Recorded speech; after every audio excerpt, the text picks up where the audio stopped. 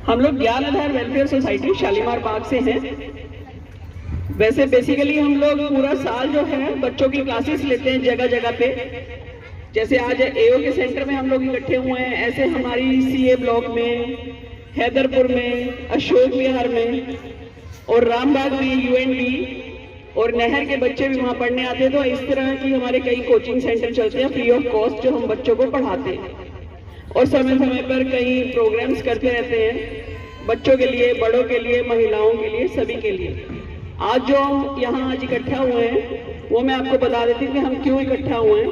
नवंबर में हम लोग जो है संविधान दिवस सेलिब्रेट करते हैं पूरा महीना।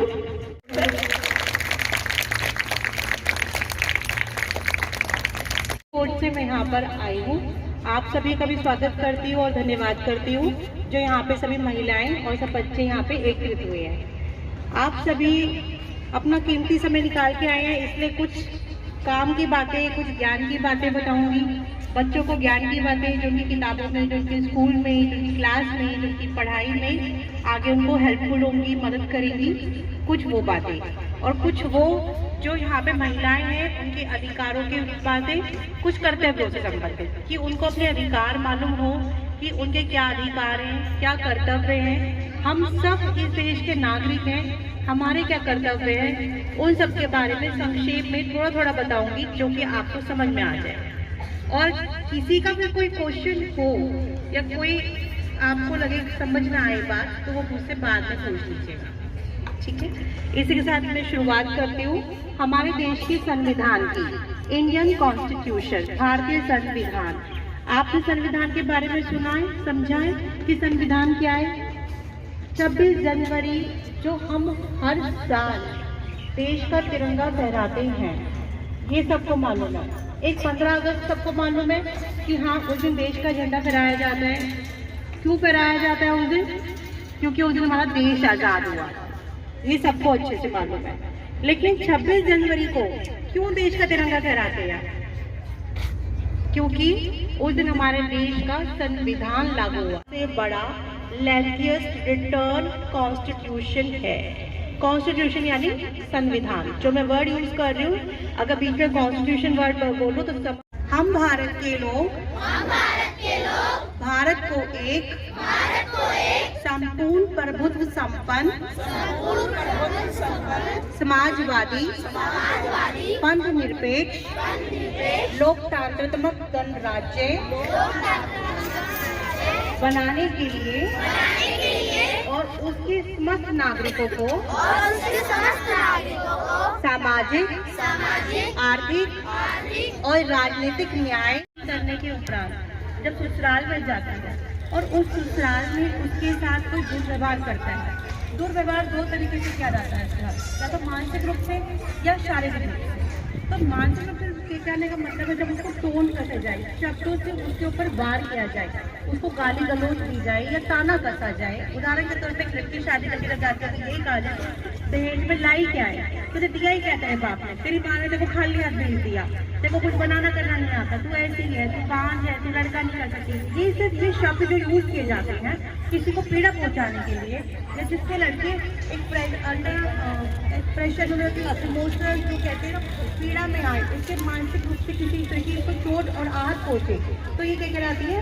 आर्थिक मानसिक हिंसा कहलाती है, ठीक है। और शारीरिक हिंसा से मतलब क्या है? अगर किसी लड़की को मारा पीटा जा रहा है, भले उसका पति उसको थप्पड़ मार रहा है, लातों से मार रहा है, उस छत के नीचे रहने वाला सिर्फ एक पति नहीं, उसके सास, ससुर, देवर, जेठ, जेठानी, यानी वो अपनी चोरी करा सके फिलहाल, उसके पर्पज से कोर्ट तो उसको पैसा की मुआवजा देती है और साथ में न्याय देती है। लेकिन कुछ केसेस में क्या होता है कि यहाँ पे इस तरह के केसेस में एक बार FIR लॉस तो हो गई, लड़की ने सरकार से मुआवजा ले लिया। अब क्या करते हैं, जो दोषी होता है, जिसने गलत कार्य किया होता है, उसके साथ वो समझौता कर लेती है और कहती है नहीं जी मुझे अपना केस अब वापस लेना है। तो ये गलत है। तो हमारा कर्तव्य क्या, अगर जिसने गलत किया है उसको सजा दिलाएं, अगर नहीं किया है तो हम ऐसे गलत FIR लॉस ना करें, ये हमारा कर्तव्य। साहब के ऊपर शायरी सुनाता हूँ। नींद अपने खोकर हमें जगाया, आंसू अपने बहाकर हमें हंसाया, कभी मत भूलना उस महामानव को, जमाना का कहता है बाबा साहब जिनको। आज का दिन बड़ा महान, हम बनकर चमका एक इंसान, ताकि वो पढ़ाई जो अपनी जारी रखे, पढ़ाई को बीच में ना रोके। तो आज कुछ बच्चों के नाम हमारी टीचर्स ने दिए हैं, उनको प्रशस्ति पत्र भी देते हैं हम, और एक छोटी सी राशि जो कि वो अपने आगे पढ़ाई में ध्यान देंगे और उसमें इस्तेमाल करेंगे। तो आप लोगों से और भी प्रार्थना है, कई बच्चे ऐसे हैं जो कुछ पैसों की वजह से पढ़ नहीं पाते हैं, तो उन बच्चों को आगे लाइए, पढ़ाइए।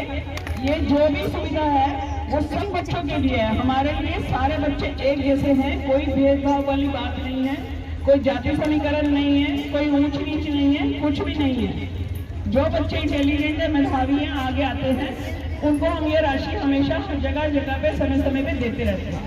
आज भी हमारे साथ कुछ बच्चे हैं जो काफी इंटेलिजेंट है, तो उनके लिए कुछ एक राशि हम लोगों ने इकट्ठा की है, तो उनको देते हैं। सारे लोग तालियां बजाएंगे, उनका स्वागत करेंगे, क्योंकि बच्चे बहुत मेहनत कर रहे हैं।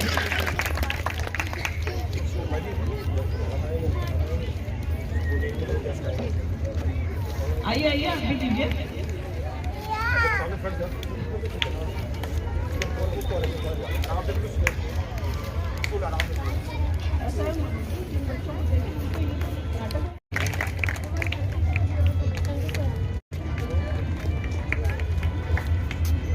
देखिए कैसे बच्चों को धनराशि मिलती है, आप भी अपने बच्चों को इंस्पायर करिए। ये समय समय में धनराशि हमारी संस्था देती रहती है, जो भी बच्चे पढ़ते हैं उनके लिए हर समय ये धनराशि उपलब्ध है।